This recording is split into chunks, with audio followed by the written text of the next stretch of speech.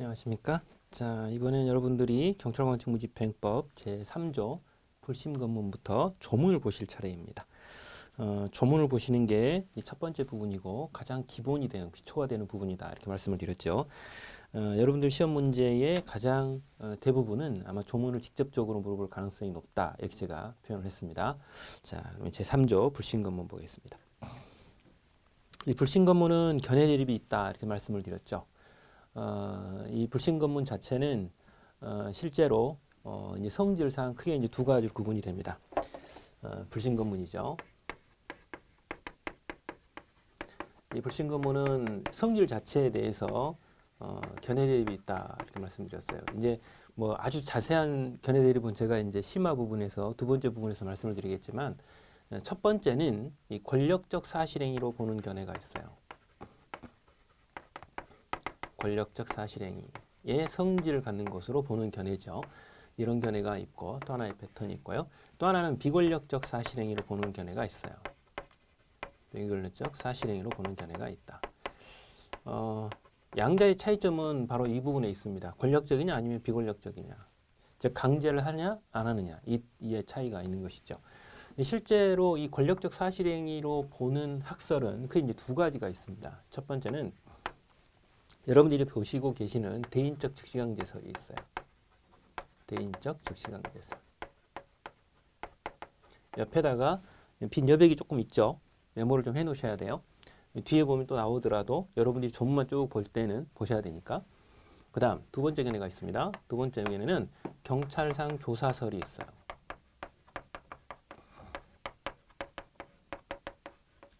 경찰상 조사설. 자, 이렇게 두 가지가 바로 기본적으로 권력적 사실행위다. 강제력을 사용한다. 이렇게 보는 거죠.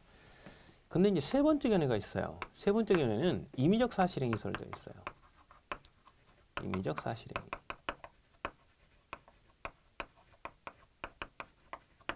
구분이 됩니다.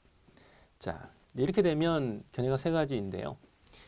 주로 경찰학에서는 이때까지 뭘로 가르쳤냐면 1번으로 가르쳤어요. 그래서 여러분들 앞부분이 개관이 될 때도 뭐라고 배우셨어요?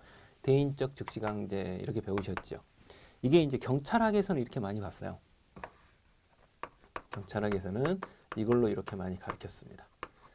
그런데 실제로 일반행정법상의 다수견해는 뭐냐? 이거예요. 행정법의 다수견해. 행정법상 다수설은 일반적으로 이걸로 봤어요. 경찰학에서 주로 가르치는 부분으로 여러분들이 소개를 한 거죠. 여러분들이 주의를 하셔야 돼요. 이렇게 되어 있습니다. 자, 그런데 임의적 사실행위설이 있기 때문에 그 부분 주의하셔야 돼요. 이건 이제 비권력적이다라고 보는 것이죠. 그래서 견해가 구분이 된다. 여러분들이 구분하셔야 됩니다. 1번, 2번, 3번 있습니다. 이건 말고 또 있는 게 뭐가 있냐면 행정작용설, 그 다음에 사법작용설이라고 하는 것도 있어요. 이제 물론 거기도 다수견해가 행정작용 혹은 사법작용 변존설이 지금 이제 다수견해입니다. 조금 이따 심화 부분에서 보도록 하고요. 이런 부분들로 일단 나타난다. 자, 보십니다. 자, 불신검문은 그렇기 때문에 보시다시피 견해 대립이 있다 없다? 있다. 견해 대립이 있다. 주의하셔야 됩니다.